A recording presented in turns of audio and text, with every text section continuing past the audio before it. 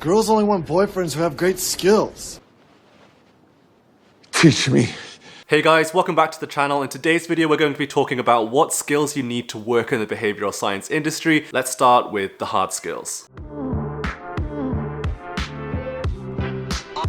There aren't a lot of hard skills that I use in my job day to day. I would say the only one that is essential is PowerPoint. I know it sounds pretty basic, but that is the software that I use the most outside of just like a web browser. And then outside of PowerPoint, I'd say the only other hard skills that would be useful is like having good Excel data handling skills and maybe a coding language as well when you can handle data in a more kind of specific way. Now the Excel and the data skills are not essential. A lot of my coworkers don't have those skills, even though they're very good at their job otherwise. But increasingly, employers are valuing people who have that skill in that back pocket because it is really useful when the need arises. Now, I would say that less than 10% of my time is spent actually doing this kind of data handling type work. But when it does show up in my job, it is really useful to have that skill. Now, you don't have to be an Excel wizard or anything. I'm not an electronical wizard. You just have to be comfortable handling large data sets and testing for statistical significance. In terms of languages, I personally am most familiar with R, but I would say that R is quite complicated and not the most streamlined one.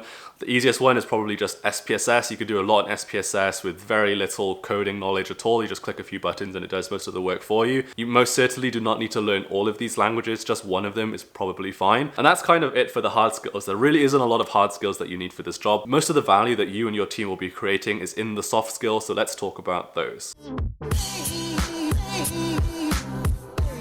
Okay, so let's talk about what soft skills are needed specific to behavioral scientists. First one is being able to translate academic papers into understandable English. Do you understand the words that are coming out of my mouth? We all know that academic writing is awful and that anyone who's not super deep in the rabbit hole with that academic is going to really struggle to understand what the paper is about. If you're a client, you're just like a normal business person. You do not know all of this deep psychology stuff. You are not down this rabbit hole at all. And so talking to them in a very academic way is just not going to fly. It might sound impressive, but all you're going to do is confuse them and actually come off as less impressive as if you just talk to them in plain English, simply. It's not about dumbing them down. It's not about disrespecting the intelligence of your clients. It's just about communicating in an effective way and only saying what is actually useful. The second skill that I think is useful and specific to the behavioral science industry is being able to flexibly apply principles from your memory to whatever problem you're dealing with in the moment. What I mean by that is that you can look at a problem, identify a behavioral science principle that's relevant to that problem, explain what that principle is to your coworkers and to your client,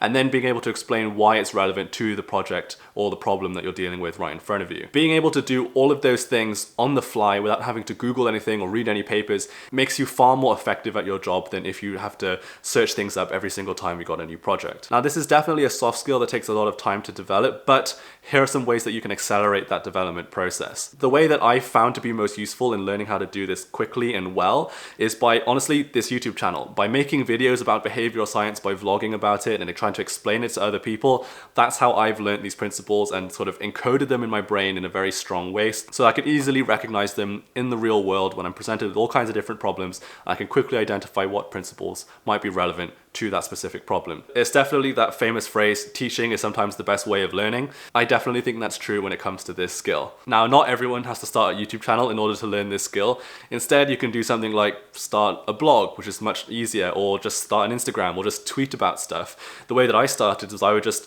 walk around the city and take photos of things that I saw or take photos of adverts and posters that I saw. Then I would post them on Instagram and then in the caption explain the behavioral science that I thought was going on in that photo. Just that exercise alone, even if nobody's actually reading it, is incredibly useful for yourself in getting into the practice of trying to spot things in the real world, trying to think what behavioral science that you read about would be relevant in this situation, and then being able to explain it in a concise way. So if you want to develop that skill that other people find really impressive when you're in the job, then I think this definitely the best way to do it is to have some kind of blog or Instagram or social media account that's dedicated to doing that kind of stuff, and you'll actually learn a lot of principles very quickly and find that this skill develops in your brain almost automatically. And of course, the other way to learn a lot about behavioral science is by subscribing to my channel and ringing that notification bell. I make videos about behavioral science on this channel every single week, so if you want to learn a lot about behavioral science in a fun, easy and digestible way, then hit that subscribe button, ring the notification bell, like this video if you enjoyed today's video, and I'll see you guys in the next one. Bye bye.